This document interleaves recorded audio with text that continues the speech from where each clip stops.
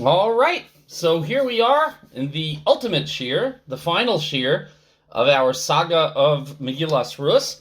I counted up yesterday 12 shiurim. We managed to make through all of Sefer Ruth. Although I'm counting my chickens because give me about another 29 minutes and hopefully then we will be finished. But it's really been tremendously rewarding for me. I hope you have enjoyed it too over the past couple of weeks. And so without further ado, so we said yesterday that the people of Beis Lechem all give Boaz and Ruth a bracha upon their marriage. Meir Vayivihi Beischa Keves Peretz, we said in Pasuk Yud Beis. Asher Yolda Samar LiYehuda, may your house be like the house of Peretz. Implying then that Boaz's genealogy goes all the way back to Peretz. And we're going to see that directly in a few psukim. Much of the last few psukim of the parak and of the Sefer are a line of genealogy, and that's actually important for kind of the resolution of everything that we've gone through. We started with Elimelech and Naomi, who also come from the line of Peretz, but aren't given any kind of genealogy at the beginning, because Elimelech, like, I assume the sound's working. Everybody can hear me, right? Yeah, okay. So Elimelech, like Ploni Almoni, gave up his right to his lineage. He came from the lineage that should have qualified him to be the ancestor of David HaMelech and then the Mashiach, but he threw it away, just like Ploni Almoni does in Perek Dalet. So there's an interesting parallel then between Elimelech and Ploni Almoni. Ploni Almoni doesn't die, but he's still unnamed, and his name is stripped from him. Elimelech gets a name, but he does die. So it's very interesting the way that the Sefer begins and ends with the concept, as we're going to see, of toldos, of generations. And so a quick, unromantic, and direct pasuk Yud Gimel, Vayikach Boaz es Ruth. And so Boaz married Ruth, which has been the point of the entire Sefer up to this point, and gives us the resolution that we are looking for. In the beginning, Naomi had lost everything and was bitter. We're going to see that resolved too in a moment. In the beginning, Naomi had left everything behind, and Ruth came to her and lost everything as well. Now in the end, Ruth gets everything that she could yearn for, a place in society, a marriage to a great husband, short-lived marriage, but maybe that's the best kind. You don't get mad about the toothpaste if you only have the one night. But more importantly, a child, which Ruth is not like the barren Imahos, Rachel and Rivka and Sarah, who have to daven and have to go through great lengths to plead to God to give them a child. Instead, Ruth's backstory was that she had to have the right mate, the right husband, to have the right child, and a truly great child that's going to be. So, Vayikach Boaz es Ruth, please note, not Ruth HaMoaviyah anymore. Now she's just Ruth, Eshes Boaz, Vatihi lo le'isha, and she became his wife. He also got the field, but we don't bother mentioning the field. Boaz didn't care about the field. Ploni Almoni only cared about the field. Boaz could care less. It's marriage to Ruth, a worthy woman to a worthy man. Enjoy, despite the fact that he's 80 years old and advanced. Vayovo eleha, and so he came to her. They were intimate. Another contrast to what happened the night they were alone out in the field, he could have anticipated the wedding night, and no harm, no foul. But Boaz waited until everything was perfectly legal and public, and for everyone to know that this was rightfully done and righteously done. Vayitein Hashem lo herayon, and Hashem gave her conception, which is interesting, because you don't always see the Tanakh telling us Hashem gave her a child, gave her a zera. But in this case, this is a very special series of children that are about to be born. So it's a gift from Hashem, and some say that the whole Melucha is a gift from Hashem, to give us righteous leadership, to give us a proper oriented Klal Yisrael doing Avodas Hashem, building a Beis HaMikdash. It is, I believe, Yom Yerushalayim, tonight and tomorrow, what better time to be thinking about Yom Yerushalayim than David HaMelech, who finally, after hundreds of years, conquered Yerushalayim, and then purchased the site that the Beis HaMikdash would be built on. So very, very apropos to tonight. Vateled Bain, and she bore a son. So Vateled Bain goes without saying to Boaz, but Boaz isn't mentioned as a parent. In fact, this is the last time Boaz shows up in the whole Megillah. It's very interesting that this is the last time Ruth shows up in the Megillah, and it's the last time Boaz shows up in the Megillah. A child is born, but the parents are almost immaterial, because the child that they are having is more than just a child. It's the nation that they are having. The forebear of David HaMelech, the forebear of the Mashiach. It's interesting. One Mefarash points out that the word Herayon that God gave her, the numerical value of Herayon is 271, and I'm trusting them because I didn't count, and that's the number of days of gestation in a full-term child, is 271. So that's pretty cool. Whether or not it's meaningful or not, I leave up to the beholder, but I like things like that. But that's it. Boaz has played his role, and according to many of the Midrashim, he passes away that very night or the following morning. He performed the mitzvah with alacrity. Imagine if he had not. We would still be looking for David HaMelech. And with his role in Jewish history assured, he departs the scene, and that's the end of Boaz. Vatomarna hanoshim el Naami. Not to Ruth, but to Naami, the women said. So Naami started the Megillah being alone and bereft and ostracized, and saying, don't call me Naami, Kiran li Mara. Call me bitter one. But now the women gather around her again. They recognize the fact that the pregnancy of Ruth is miraculous. They came to comfort her also, because the death of Boaz during Sheva Brachos is not what any family being Mesameach wants to go through, if that is the case. So in that case, they said to Naami, Baruch Hashem, blessed is Hashem, which might mean kind of like Baruch Dayan Emes. And they said, even though you didn't get years, they said to Ruth, with your husband. In fact, Ruth would be an almanah for the rest of her days, so far as we know. So talk about outliving one's husband. But nevertheless, Asher lo hishbis lach, Goel hayom, who did not leave you without a redeemer today. V'yikarei shemo b'Yisrael, may his name be famous in Yisrael. There's a lot of brachos in Megillas Ruth. There is Naami blessing Ruth. There is Boaz blessing Ruth in Perek Beis when he meets her. There is Boaz blessing Ruth the night that they spend together in the threshing floor. There is the people of Beis Lechem giving brachos. So some say this is a corrective to Sefer Shoftim, where there's an awful lot of curses. Sefer Shoftim starts with Yehoshua blessing the people with a sense of blessing, but it deteriorates. And by Parach Chaf Aleph at the end of Shoftim, there's the story of Pesal Micha, where Micha and his mother are cursing each other out because she told him to take a whole bunch of money and make a getchka out of it, make an idol out of it. And there's klolos all over the place. Sefer Ruth is a corrective for that. There's brachos all over the place in Sefer Ruth.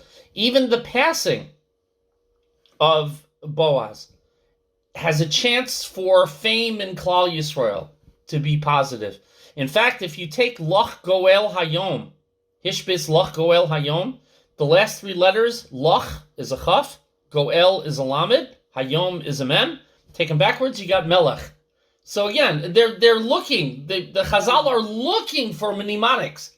I always say the M, mnemonics, all over the end of Sefer Ruth, because there is something truly special happening here. Some say that bracha would save Malchus Beis David. Please mute if you're somebody's unmuted, and I think it's clacking. When Atalia, the wicked woman later in Melachim Beis, wipes out almost the whole family, this bracha of the women saying you should have a goel forever keeps the last boy alive. Atalia is a great story. If I do Umri on Shavuos, if they give me a slot to speak, we'll get to Achav and Atalia and all of those people next. Unbelievable stories of a terrible family. A great family, but a terrible family. Continuing in the bracha to Naomi of all people, V'hayalach lemeshiv nafesh. He will become the one who restores your life. U'lechalkel es sevaseich. And to feed you, to sustain you in your old age. Half the Megillah, Parak Aleph and Beis, was about not having enough to eat. Parak Gimel and Daled were about not having children.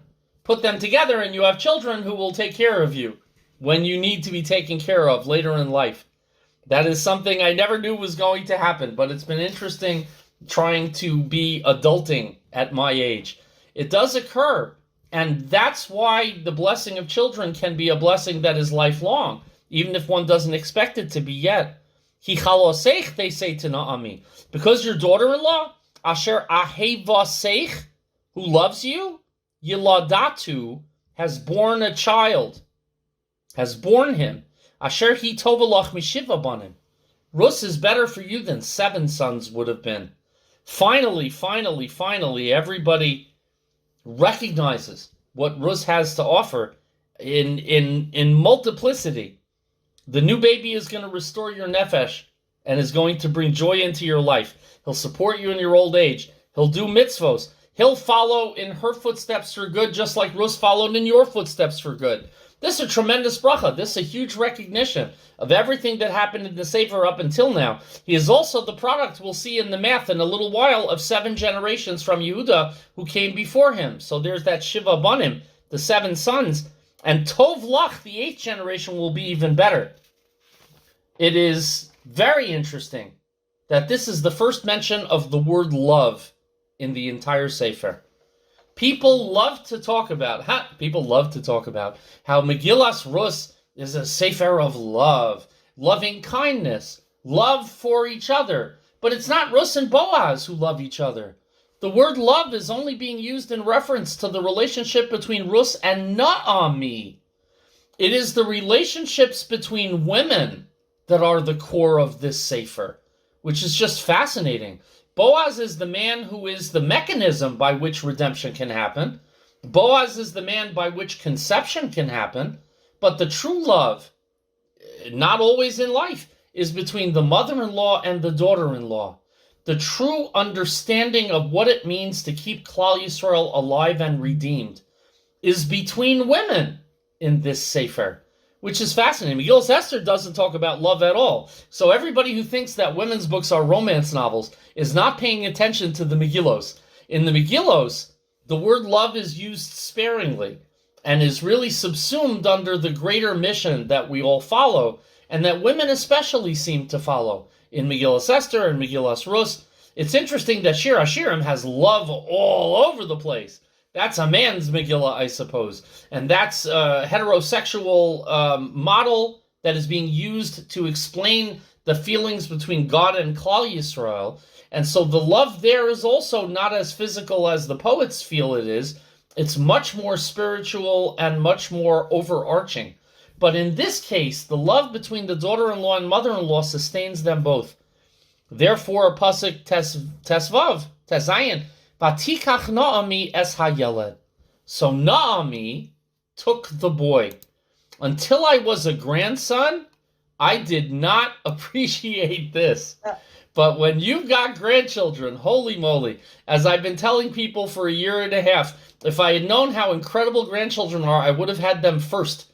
And I would have skipped the whole having kids thing, because man, they were painful to raise. But grandchildren are the best.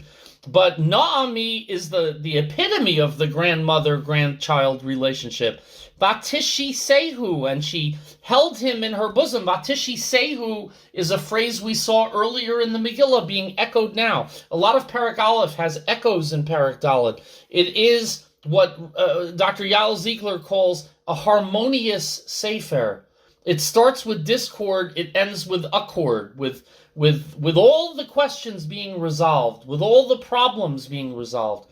Sefer Shoftim starts high and then descends to the Pilagesh Begiva, to one of the harshest, most terrible stories in Jewish history. So Sefer Ruth is something very different, happening at the same time period. Vatihi lo la'omenes, and she became his nurse. She herself nurses and cares for the child. Where's his mommy? Where's Ima? Where's Rus? Happily giving him to the grandmother. Here you go. You want to watch him? You want to let him sleep over, please?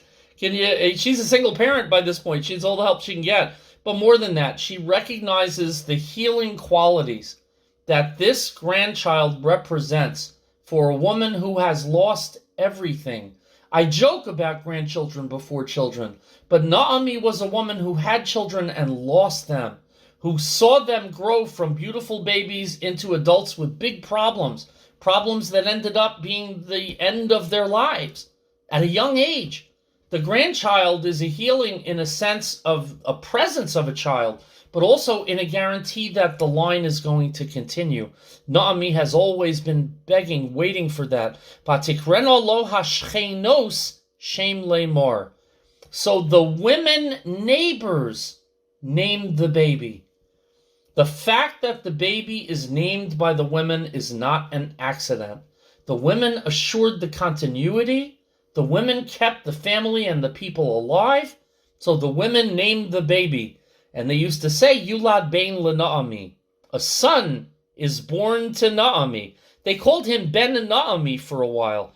But apparently, after his weaning, they're going to rename him, we'll see in a second.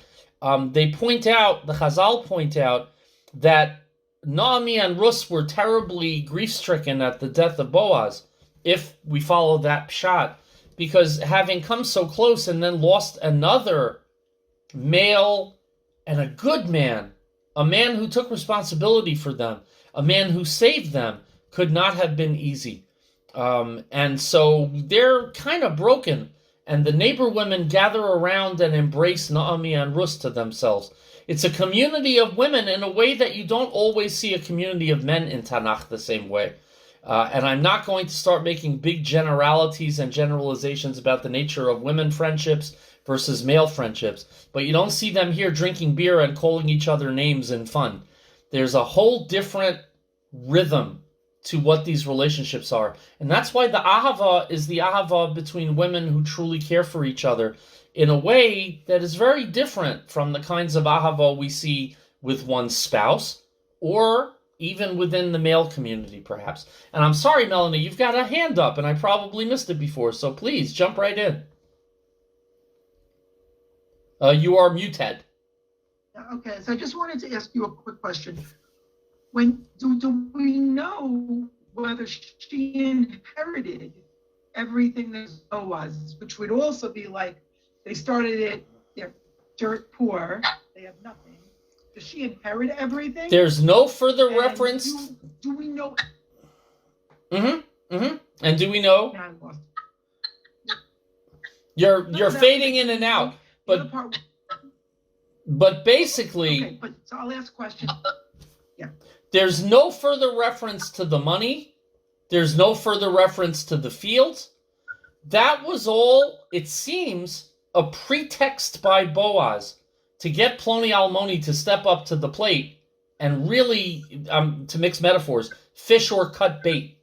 He said, Ploni Almoni, you can redeem. You can have the money, but you have to step up and redeem Rus as well. Once Boaz redeemed Rus, the money is unimportant. Whether it went to Naomi, whether it went to Rus, most likely it went to Boaz's son. Chances are very high, because halachically it would have gone to Obed. So that was my question. Did Ruth inherit everything, and therefore now her life was easy? Almost definitely not. Almost definitely it was her son's. But who's in charge of the custodial bank account while the child is a minor? No doubt, Rus and Naomi managed all of the family wealth, and certainly they remained privileged and they remained prominent because we know that Yishai, 3 or 4 generations later, is one of the most prominent people of Beis Lechem. So chances are high that they did a pretty good job temporarily until Obed had grown up and could take over. And in fact, Vatikreno Shemo Obed.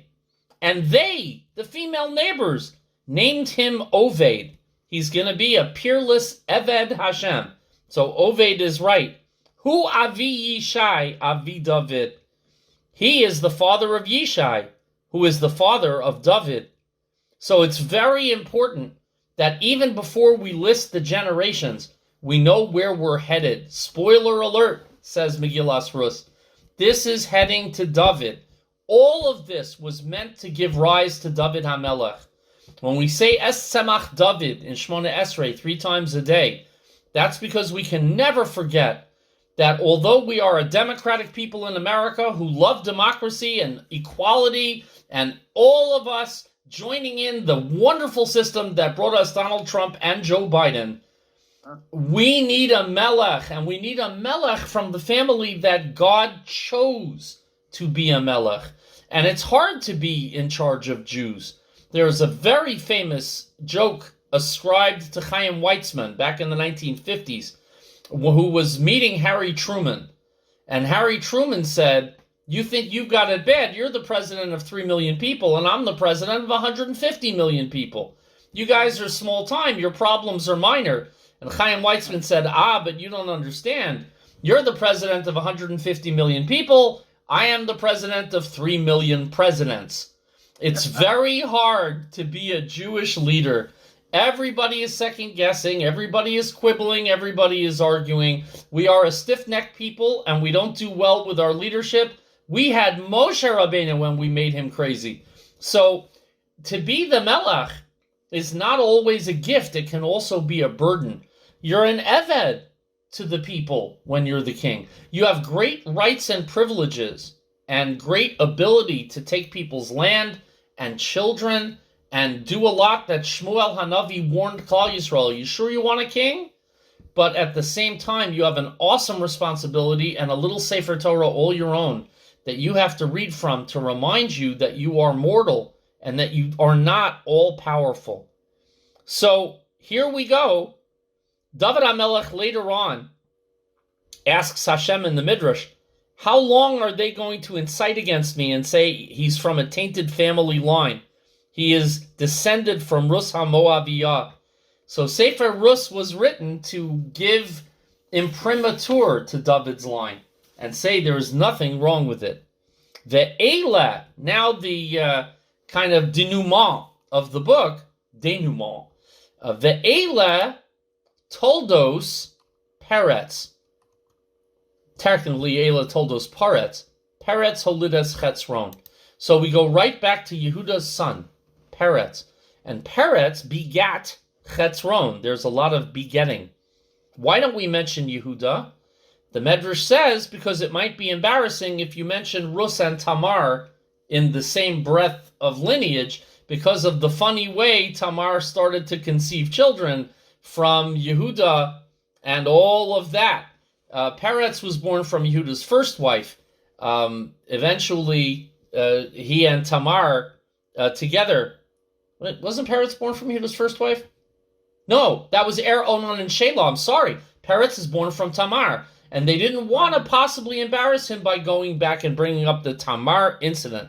But it is in her merit and her willingness to be let out to be executed without fessing up that it was Yehuda's baby until absolutely necessary. And then subtly, that brings to rise the monarchy.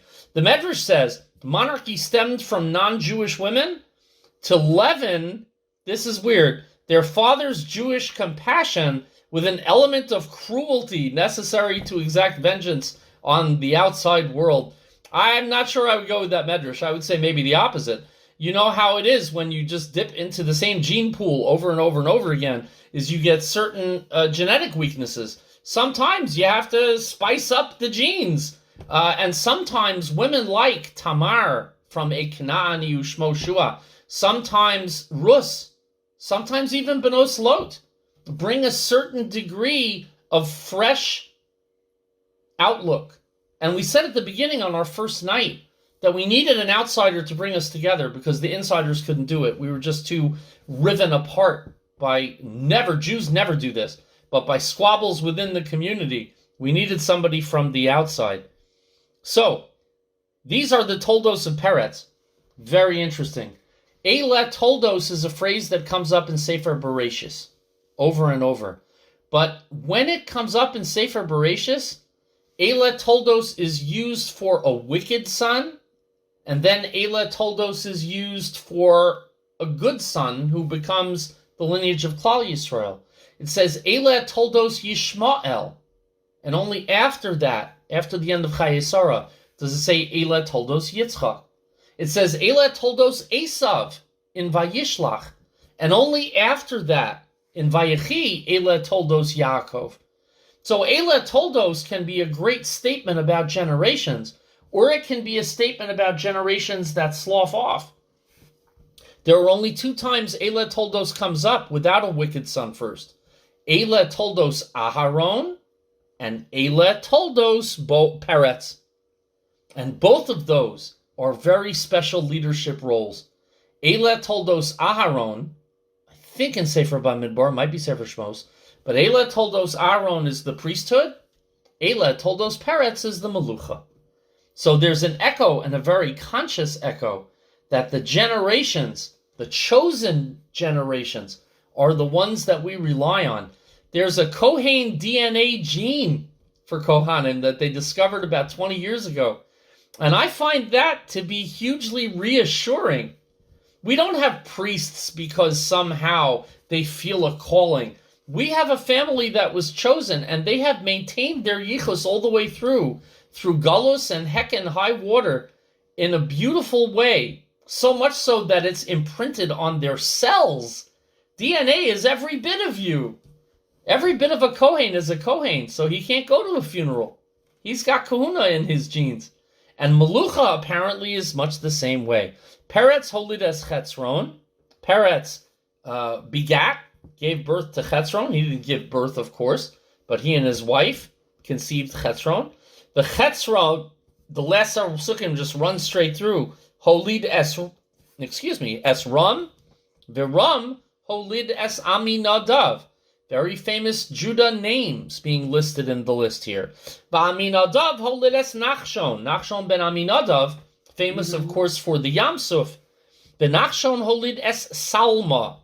The Salmon, which is just Salma slightly corrupted. Sometimes you see names like that appear slightly differently. Holid es Boaz. Boaz holid es Oved. Rus is not mentioned here, but without Rus this does not happen. Tamar is not mentioned here, but without Tamar this does not happen.